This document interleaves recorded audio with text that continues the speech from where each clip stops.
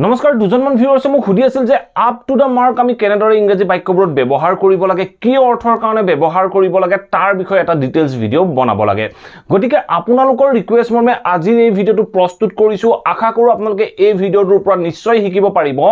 Up to the mark আমি কেনেদৰে কি অৰ্থৰ কাৰণে ব্যৱহাৰ কৰো আৰু যদি ভিডিওটো চাই ভাল পায় প্লিজ ভিডিওটো লাইক কৰিব আৰু সকলোৰে মাজত শেয়াৰ কৰি দিব আপোনালোকে ভিডিওবোৰ চাই লাইক কৰি নাযায় আৰু শেয়াৰ নকৰে প্লিজ লাইক কৰিব আৰু শেয়াৰ কৰিব সো আহক এটা টপিকটো ডিসকাস কৰো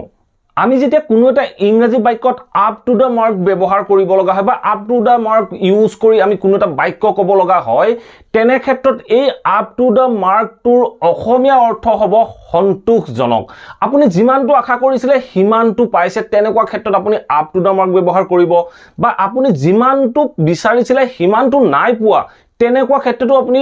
নেগেটিভ সেন্টেন্সত আপ টু দা মাৰ্ক ব্যৱহাৰ কৰিব পাৰে আমি কেনেদৰে ব্যৱহাৰ কৰিম দুই এটা এক্সাম্পলৰ মাধ্যমেৰে প্ৰথমতে বুজি লবলৈ যত্ন কৰো তাৰ পিছত আমি বোৰ্ডত কেইটামান এক্সাম্পল চাবলৈ যত্ন কৰিম ধৰক আপুনি মোক ল্যাপটপটো বিচাৰিলে স্যাৰ আপোনাৰ ল্যাপটপটো দিয়কচোন মই অলপ কাম কৰো মই আপোনাক কৈছো যে মোৰ ল্যাপটপটো তুমি ইউজ কৰিব নোৱাৰিবা বা আপুনি ইউজ কৰিব নোৱাৰিব কাৰণ এইটো ঠিক হৈ থকা নাই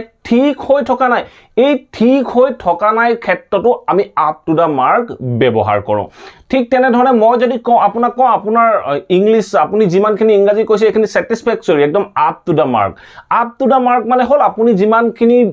যিমানখিনি জানে হেখিনি সন্তোষজনক ঠিক তেনে ধৰণে আমি ক'ব পাৰো যে তুমি যিমানখিনি পাৰফৰম্যান্স কৰিলা বা তোমাৰ পাৰফৰম্যান্সটো আপ টু দা মাৰ্ক নহয় মানে সন্তোষজনক নহয় মই যিমানটো লেভেললৈকে বিচাৰিছিলো হিমানটো লেভেল তুমি পাৰফৰ্ম কৰিব পৰা নাই তেনেকুৱা ক্ষেত্ৰত আমি আপ টু দা মাৰ্ক ব্যৱহাৰ কৰো এতিয়া আপোনালোকে হয়তো নিশ্চয় বুজিব পাৰিলে সো এতিয়া দুই চাৰিটা এক্সাম্পলৰ মাধ্যমেৰে আমি ইয়াক বুজিবলৈ যত্ন কৰো আমি ইংৰাজী বাক্য দিয়া কেনেদৰে ব্যৱহাৰ কৰিম এতিয়া আপোনালোকৰ বাবে বোৰ্ডত পাঁচটা এক্সাম্পল আছে আপোনালোকে নিশ্চয় দেখিছে সো ফাৰ্স্ট এক্সাম্পলটো চাওক ফাৰ্স্ট এক্সাম্পলটো কি কৈছে you can't use my laptop so বাক্যটো চাওক কি কৈছে you can't use my laptop তুমি মোৰ ল্যাপটপটো ইউজ কৰিব নোৱাৰা কি কাৰণে নোৱাৰা কাৰণ কি কৈছো because it's not বা it is not up to the mark এই বাক্যটো কি কৈছে you can't use my laptop because it's not up to the mark তুমি মোৰ ল্যাপটপটো ইউজ কৰিব নোৱাৰা কাৰণ এটো up to the mark হৈ থকা নাই মানে ঠিক হৈ থকা নাই কিবা এটা বেয়া হৈ আছে সেই কাৰণে তুমি মোৰ ল্যাপটপটো ইউজ কৰিব নোৱাৰা সো যদি আমি এই বাক্যটো এফাৰ্মেটিভত ক'ব লগা হয় মই ধৰক আপুনি ধৰক ল্যাপটপটো কাৰোবাক ভাল কৰিব দিছিলে সো আপুনি ভাল কৰিবলৈ দিয়াৰ ৰিপেয়াৰ জব বা মেকানিক জনৰ ওচৰলৈ গল আপুনি হুদিলে যে মোৰ ল্যাপটপটো ভাল হ'লনে তেতিয়া আপোনাক মেকানিক জনক কৈছে যে ইউ কান্ট নকৈ আপোনাক কৈছে you can use your laptop বা this laptop আপোনাক ক'ব যে you can use this laptop because it is up to the mark আপুনি মানে জেনেকে ভাল কৰিবলৈ দিছিলে মই তেনেকে ভাল কৰি থৈছো ল্যাপটপটো ওকে হৈ আছে আপুনি ইউজ কৰিব পাৰে সো তেনেকুৱা ক্ষেত্ৰত আমি এফাৰ্মেটিভটো এই বাক্যখিনি ইউজ কৰিব পাৰো ঠিক আছে নেক্সট এক্সাম্পলটো চাওক নেক্সট এক্সাম্পলটো কি কৈছে My English is not up to the mark. এই বাক্যটো কি কৈছে My English is not up to the mark. এই বাক্যটো কি কৈছে My English মোৰ ইংলিশ কি is not নহয় up to the mark মানে সঠিক নহয় মানে মই ক'ব পাৰো মই যিমানটো লৈকে ক'ব বিচাৰো হিমানটো লৈকে ক'ব নোৱাৰো মই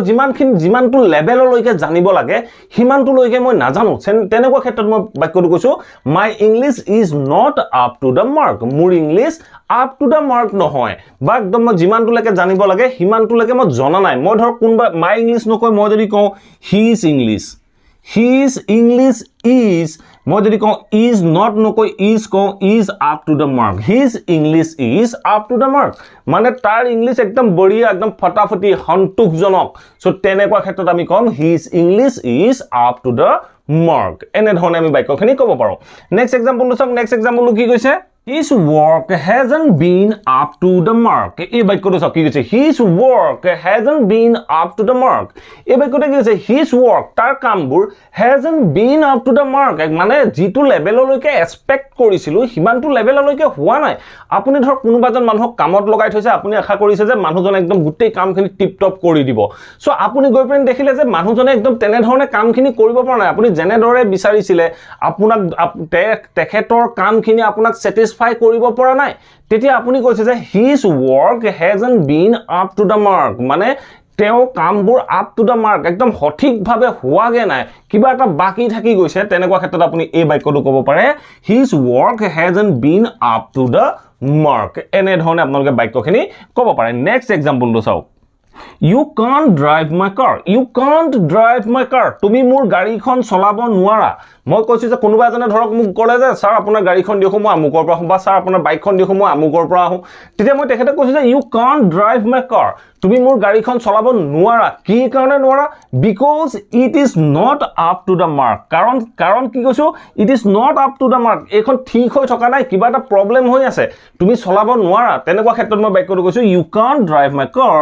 because it's not up to the mark কাৰণ এখন ঠিক হৈ থকা নাই মই ধৰক আপোনাক কৈছো যে yes you can drive my car now you can drive my car now তুমি এতিয়া মোৰ গাড়ীখন চলাব পাৰা it is up to the mark it is up to the mark মানে এইটো বা গাড়ীখন ঠিক হল বুলি কওঁতে আমি ক'ব পাৰো it is up to the mark ঠিক তেনে ধৰণে নেক্সট এক্সাম্পলটো চাওক নেক্সট এক্সাম্পলটো কি কৈছে Your performance এই বাক্যটো কি কৈছে your performance must be up to the mark এই বাক্যটো চাওক your performance তোমাৰ performance মানে তোমাৰ যিখিনি প্ৰদৰ্শন কৰা সেইখিনি your performance must be up to the mark মানে সঠিক হ'বই লাগিব your performance must be up to the mark তোমাৰ performance সঠিক হ'বই লাগিব ধৰক কোনোবা এজনী ছোৱালী বা কোনোবা এজন ল'ৰা কৰবাত ডান্সৰ কম্পিটিশনৰ কাৰণে যাব ডান্স কম্পিটিশনৰ কাৰণে যাব তেতিয়া আপুনি আপোনাৰ ল'ৰা বা ছোৱালীজনী কৈছে যে তোমাৰ পাৰফৰম্যান্স খিনি একদম আপ টু একদম সঠিক হ'ব লাগিব সঠিক একদম স্যাটিসফ্যাক্টৰি হ'ব লাগিব একদম এটা লেভেল পাবগে লাগিব তোমাৰ পাৰফৰম্যান্সটো এটা লেভেল টাচ কৰিব লাগিব তেনেকুৱা ক্ষেত্ৰত ধৰক আপোনাক যিজনে চাই আছে তেখেতসকলে যাতে লাগি চাব পাৰে তেনেকুৱা পাৰফৰম্যান্স দিব লাগিব তেনেকুৱা ক্ষেত্ৰত কি হ'ব আপ টু দা মাৰ্ক হ'ব লাগিব সো তেনেকুৱা ক্ষেত্ৰত আপুনি আপোনাৰ ল'ৰা বা ছোৱালীজনী ক'ব পাৰে যে your performance must be up to the mark তোমাৰ পাৰফৰম্যান্স সঠিক হ'ব লাগিব বা পাৰফৰম্যান্স একদম স্যাটিসফ্যাক্টৰি হ'ব লাগিব এনে ধৰণে আমি আপ টু দা মাৰ্ক বিভিন্ন ইংৰাজী বাক্যত ব্যৱহাৰ কৰিব পাৰো আৰু যি কেজনে এই কোৱেশ্চনটো সুধিছিলে আশা কৰো এই ভিডিওটোৰ পৰা নিশ্চয় বুজিব পাৰিলে আপ টু দা মাৰ্ক আমি কেনেদৰে ইংৰাজী বাক্যত ব্যৱহাৰ কৰিব পাৰো যদি ভিডিওটো ভাল পালে প্লিজ ভিডিওটো লাইক কৰি সকলোৰে মাজত শেয়াৰ কৰি দিব আৰু যদি আপোনাৰ কিবা টপিক আছে কিবা কোৱেশ্চন আছে আপোনালোকে কমেন্ট বক্সৰ মাধ্যমেৰে মোক জনাব পাৰে মই ভিডিওৰ মাধ্যমেৰে আপোনালোকৰ লগত এনেদৰে কথা পাতিবলৈ যত্ন কৰিম আৰু যদি এই চেনেলটোৰ জৰিয়তে স্পোকেন ইংলিশ গ্ৰামাৰৰ বিভিন্ন টপিকৰ বিষয়ে শিকিব বিচাৰে প্লিজ চেনেলটো সাবস্ক্ৰাইব কৰি লৈ অল নোটিফিকেশন অন কৰি ল'ব মই এনে ধৰণৰ ইংলিশ লাৰ্নিংৰ ভিডিও আপোনালোকৰ বাবে ৰেগুলাৰ আপলোড কৰি থাকো আপোনালোকে নোটিফিকেশন পাব আৰু ভিডিওবোৰ চাব পাৰিব thank you for watching this video